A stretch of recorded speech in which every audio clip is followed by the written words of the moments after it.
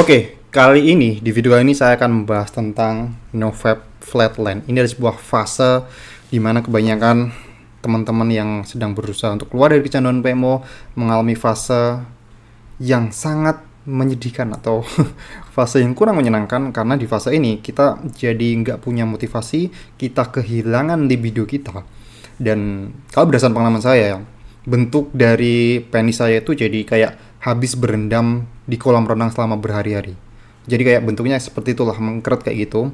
Dan ya memang itu, ya mungkin Anda juga ngalamin hal yang sama ya seperti yang saya alami mungkin. Dan berdasarkan pengalaman saya, kalau saya ya, proses flatline itu terjadi hanya 3 minggu maksimal. Karena saya udah pernah ada di fase nofap 90 hari, kemudian 40 hari, terus kemudian 100 hari. Berulang-ulang selalu mengalami hal yang seperti itu, tapi nggak lebih dari 3 minggu. Dan yang harus Anda tahu bahwa fase flatline tiap orang itu berbeda-beda ya. Itu tergantung dari seberapa kita udah kecanduan PMO, seberapa ekstrim kita kecanduan PMO, seberapa intensitas kita kecanduan PMO. Dan itu tidak bisa disamaratakan. Tiap orang berbeda-beda, akan tetap berbeda-beda. Ada yang cuma 3 hari doang, ada yang cuma seminggu, bahkan yang saya pernah baca, ada yang sampai bertahun-tahun, bahkan 2 tahun. Itu ada rekor yang pernah saya lihat lah, saya pernah baca juga. Bayangin aja, 2 tahun merasakan flatland. Dan kalau misalnya sekarang Anda baru di fase flatland, 3 minggu atau 1 bulan, jangan khawatir, karena itu adalah fase yang sangat-sangat normal ketika Anda berusaha keluar dari kecanduan PMO, ketika ada di proses nofap. Nah, di sini saya sudah membuat sebuah timeline ya, nofap timeline. Ini akan sedikit menjelaskan tentang flatland. Dan yang harus Anda tahu bahwa flatland itu adalah proses fase yang sangat normal. Ketika kita berada di fase nofap, ini adalah first stage atau stage pertama kita. Di sini kita masih merasakan sexual desire atau hasrat seksual itu. Tapi di sini kita menahan atau kita tidak melampiaskan hasrat tersebut. Karena kita ada di sebuah fase motivasi, sedang ingin melakukan nofap, sedang pengen keluar dari kecanduan PMO. Dan setelah Anda berhasil tidak menuruti hasrat tersebut, Anda akan masuk ke dalam fase flatline, di mana Anda tidak bergairah sama sekali. Kemudian di stage ketiga, Anda akan mulai merasakan kembali sexual desire itu. Tapi sexual desire maksudnya hasrat seksual ya, tapi dengan bentuk yang lebih sehat, dengan gairah yang lebih sehat. Dan 3 fase ini harus Anda lewati. Saya akan berikan contoh yang sangat-sangat sederhana sehingga Anda itu bisa memahami kenapa kita harus melewati fase tersebut ya. Saya akan berikan contoh yang sederhana. Karena gini, ketika kita sedang kecanduan PMO, ketika kita selalu relapse, kita tuh mengeluarkan sebuah hormon, banyak hormon yang kita keluarkan ketika kita orgasme. Dan ketika kita tidak mengeluarkan, kita tidak melampiaskan, kita tidak relapse, kita tuh tidak mengeluarkan hormon-hormon tersebut. Dan otak butuh sebuah penyesuaian atau adaptasi. Saya berikan contoh yang sederhana gini ya. Bayangkan Anda itu punya seorang anak, dan anak Anda, setiap kali anak Anda itu rewel atau marah atau ngambek, dia selalu minta permen. Dia selalu minta permen setiap hari, dan Anda turuti itu setiap hari. Anda selalu berikan permen setiap hari. Ini sama halnya dengan Anda ketika kecanduan PMO. Tiap kali Anda bosan, tiap kali Anda marah, tiap kali Anda stres, tiap kali Anda depresi, Anda selalu turuti itu dengan melakukan aktivitas PMO. Nah, sama halnya dengan seorang ayah tadi yang memberikan permen pada anaknya setiap kali anaknya rewel. Nah, suatu hari si ayah ini sadar bahwa akan berdampak buruk kesehatan anaknya kalau tiap hari dikasih permen, tiap hari dikasih makanan manis, dan itu makanan manis yang sangat buruk bagi kesehatan kan. Ini sama halnya dengan Anda ketika Anda sudah aware bahaya dari PMO, Anda sudah mulai melakukan nofap. Dan ini adalah fase pertama di mana hasrat tersebut, hasrat untuk melakukan PMU itu selalu ada, masih akan ada selama beberapa minggu. Kebanyakan beberapa minggu, 1 sampai 4 minggu, bahkan lebih. Tiap orang masing-masing beda ya, kembali lagi. Dan sama halnya dengan ketika anak Anda tadi minta permen, tapi nggak Anda kasih, nggak Anda turuti. Anak itu rewel, jadinya makin nangis, uring-uringan. Karena tidak mendapatkan apa yang dia mau, dan semakin uring-uringan. Nah, di fase ini sangat normal kalau kita melakukan nofap, kemudian yang sebelumnya kita tuh selalu menuruti, setiap kali kita stres, kita selalu menuruti dengan melakukan PMO. Tapi kita tidak, sekarang mulai detik ini, kita tidak melakukan, tidak menuruti.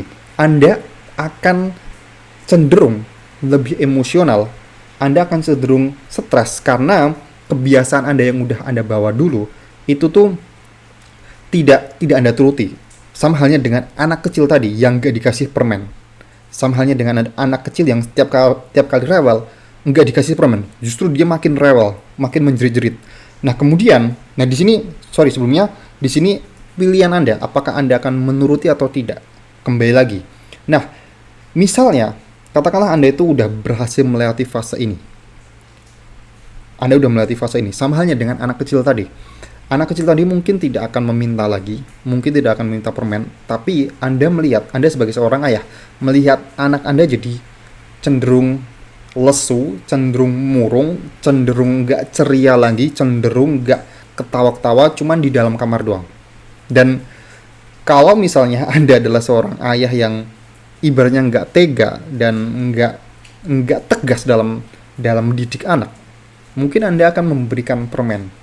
Sehingga si anak tadi akan kembali lagi pada fase ini. Sama halnya dengan diri Anda. Mungkin di dalam tahap flatline ini, Anda akan mengalami kondisi yang murung, lesu, nggak termotivasi. Karena apa? Karena di dalam fase ini, otak Anda itu udah mulai menyesuaikan yang selama ini selalu dituruti. Akhirnya, hormon dopamin yang biasanya didapatkan, kesenangan instan yang selalu didapatkan itu tidak kita dapatkan di fase-fase ini. Dan kita tahu bahwa hormon dopamin itu sebenarnya bukan hormon kesenangan ya, itu adalah hormon motivasi. Lalu saya katakan lagi nih lah, setiap kali saya pengen ngopi gini ya, ini ngopi. Nah, tiap kali mau diteguk gini, ini hormon dopamin terilis dalam otak, sehingga itu akan memotivasi saya untuk meminumnya. Bukan kondisi di mana kita meminum kopi tersebut, tapi ketika kita pengen meminum kopi, itulah hormon dopamin dilepaskan sehingga kita punya keinginan atau punya hasrat untuk meminum kopi. Nah, di fase ini karena kita udah terbiasa dengan hormon dopamin yang melimpah tadi, kemudian di stop, si otak tuh menyesuaikan, kita akan menyesuaikan limpahan hormon dopamin yang biasanya selalu ada, tapi sekarang udah nggak ada lagi nih. Kita akan irit-irit ya. Otak akan menyesuaikan, sehingga sangat wajar kalau di sini kita tidak merasakan sebuah motivasi. Ya karena kita tidak mendapatkan limpahan dopamin seperti sebelumnya. Sehingga sangat wajar di proses flatline ini. Ini sangat wajar. Dan setelah Anda berhasil melewati fase ini, seperti anak kecil yang udah melewati fase ini, sang ayah tadi tegas, tidak akan dikasih, gak apa-apa murung, selama berhari-hari, selama berminggu-minggu, gak apa-apa murung. Si anak tadi mulai dilatih ayahnya untuk makan buah-buahan yang sama-sama mengandung gula. Nah, karena udah nggak bisa merasakan lagi sensasi dari permen, udah melupakan sensasi permen, si anak tadi mulai menyukai makan buah, makan apel, makan pisang yang memiliki kandungan gula. Sehingga si anak kecil tadi udah berhasil mengganti permen dengan gula yang lebih sehat, dengan gula yang lebih alami dari buah-buahan, dan mulai merasakan kesenangan lagi. Mulai mendapatkan dopamin kembali dari hal yang lebih alami. Sama halnya dengan diri Anda. Kalau selama ini mungkin Anda di sini tidak merasakan hormon dopamin, kemudian di fase ini Anda udah mulai mengganti kesenangan tadi dengan kesenangan atau dengan dopamin yang lebih sehat, lebih natural. Nah, solusinya yang harus Anda lakukan ketika ada di fase flatline ini adalah, pertama, Anda harus sadari bahwa ini ada sebuah fase yang normal. Ini adalah suatu tahap yang harus Anda lewati. Anda tidak bisa skip fase ini.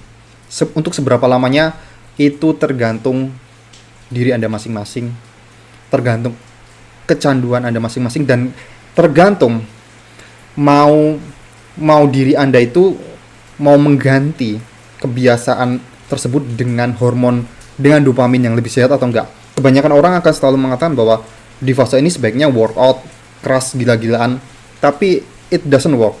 Sumpah, itu tidak akan efektif, karena di sini kita tidak memiliki motivasi untuk melakukan sesuatu. Saran saya adalah, ketika di fase ini, mulailah latih diri Anda melakukan sesuatu yang sifatnya kecil, sifatnya itu remeh, tapi itu memberikan kita dopamin yang lebih sehat. Katakanlah jalan-jalan, setiap pagi jalan-jalan, atau baca buku, tapi baca buku 1 atau 2 halaman saja. Jangan yang ekstrim-ekstrim seperti angkat beban, ke gym, jangan sama sekali. Karena justru malah ketika kita memaksakan, ketika kita tidak punya motivasi, itu akan jadi backfire atau backlash bagi diri kita sendiri. Dan saran saya, lakukan aktivitas yang sifatnya lebih minim, tapi itu membangun kesenangan yang memberikan dopamin instan, dopamin yang natural bagi diri kita. Itu saran saya. Dan setelah Anda melewati fase ini, Anda akan mulai merasakan kesenangan yang lebih natural, lebih alami. Ini adalah fase dari NoFap, dan ini adalah fase yang memang harus Anda jalani. Jadi tidak ada proses flatline yang tidak berat, karena pasti akan berat, tapi itu tergantung pada diri Anda, apakah Anda itu mau melatih otak Anda itu agar cepat menyesuaikan dengan sebuah kesenangan baru. Karena kita tahu bahwa di sini otak akan tidak lagi merilis dopamin, tapi mungkin tidak sebanyak ketika di fase craving ini, fase dimana pengen banget rasanya, tapi di sini tidak ada motivasi sama sekali. Oke?